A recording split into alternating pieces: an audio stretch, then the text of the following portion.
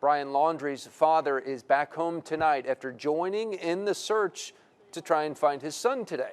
Chris Laundrie spent 3 hours at the Myakkahatchee Creek Environmental Park with law enforcement. Now, Brian has been missing for more than 3 weeks. He is a person of interest in his fiancée, Gabby Petito's death. Her body was found in Grand Teton National Park.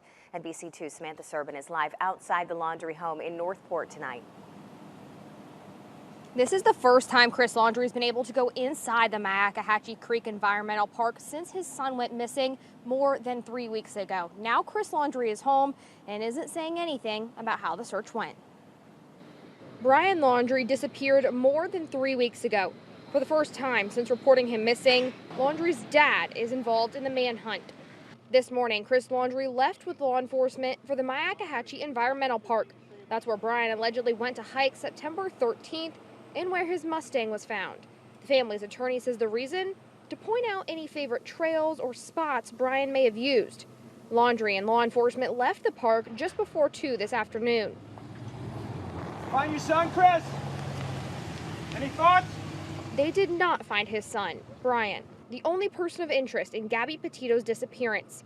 Attorney Steve Bertolino saying, quote, "There were no discoveries, but the effort was helpful to all," end quote.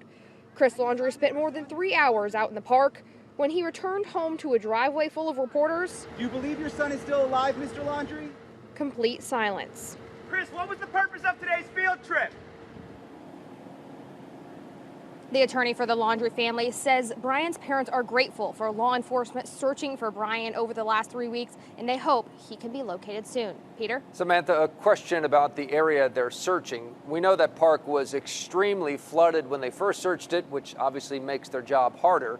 Is it getting any better now?